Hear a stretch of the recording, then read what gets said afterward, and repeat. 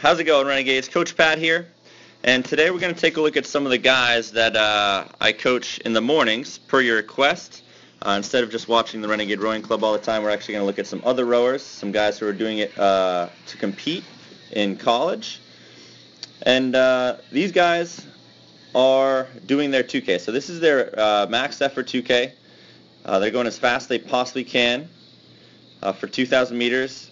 And all these guys that you're watching here in the front row went 6:30 or faster. So they went sub 6:30 for 2,000 meters. Pretty intense, pretty crazy, but pretty awesome, because if you're watching their rowing, you can see some good things. You can also see some things that they can improve.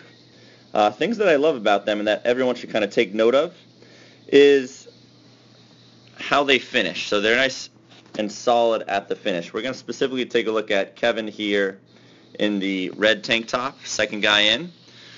Kevin is sitting up, his body's laying back at about 1 o'clock if there's a clock on the wall behind him. His chin's fairly neutral at the finish. His hands stay level. And he's just in a strong position. He's connected to the footboards. He's getting a lot of power into that handle and into that chain on the drive. At the catch, on the other end of it, his body is at 11 o'clock, and he's very connected as he goes to push. His hips and hands are moving together as he drives those knees down and pushes the machine away. And that leads to a lot of power, and it leads to a very consistent stroke. There's nothing crazy going on. His hands aren't going up and down a ton. They're just horizontal. His posture is pretty solid. There's not much movement through the spine and the back, and he's just swinging through those hips. So very solid stroke, very consistent, and that's what we're looking for. Keep it simple and just execute. Use what you have available to get your work done. Increase more force, have a longer stroke, and do it faster when needed. All right, increase that stroke rating. So that's Kevin at full speed, about 32 to 33 strokes per minute.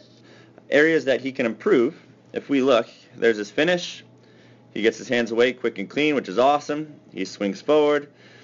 As he comes into the catch here, two things we want him to improve. One, his mobility, and then two, his catch timing. You'll notice his seat comes to a stop right about here. So if we circle his seat just stopped. But his hands and his shoulders and his body are still traveling forward because he's at race pace and he's got a lot of momentum. And you'll notice his hands and shoulders continue to travel forward frame by frame. So his seat is stopped. It's not much, but it's a room for improvement, right? So if we come back again, here's his recovery. He's approaching the catch. His seat comes to a stop, and his body continues to move forward before he takes that catch and drives. What's nice is when he finally does change direction, everything's connected and moving together. Let's watch one more time at quarter speed. So his seat comes to a stop, his hands and shoulders move a little bit, and then he takes the drive. So that's one area that Kevin can improve. You can also take a look at where his shins are and his compression at the catch. So as he comes into the catch here, if we pause, notice his shins aren't quite vertical. So I'd say most of his strokes at full speed here, he's rowing a tiny bit short in terms of his legs and his hips. Luckily, he's got long arms and a decent bit of reach, so he's able to make up for it.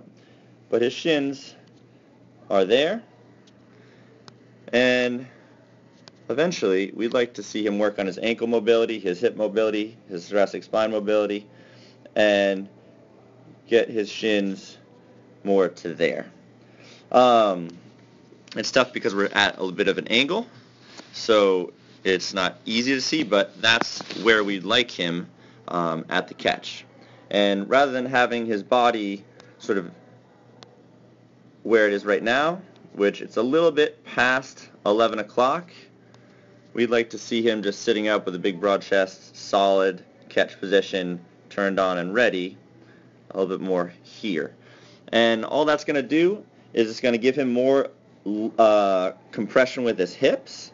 His handle might not move much. He'll still get the same reach, but he'll get more compression with his legs and his hips, which is where all of our power comes from. So we'll be able to get more power to the handle and then get those hands moving even quicker through the release.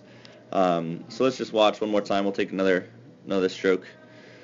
So at the catch, we want to get his shins a little bit more vertical, keep his chest up a bit more so that he can get more power into that handle. And the way we're going to have him do that is just going to work on mobility. We're going to make sure he's smashing out those calves and heel cords, stretching out those calves, heel cords, and ankle. And then we'll also work on those hips a bit and our ability to get into a full depth squat with good posture and good bracing. So overall, really solid stuff. If you guys have any questions, let me know. But that's what power, speed, and endurance look like put together in a max effort 2K. So great stuff, Kevin. Keep fighting, guys. And yeah, looking forward to getting on the water. Have a good one, guys.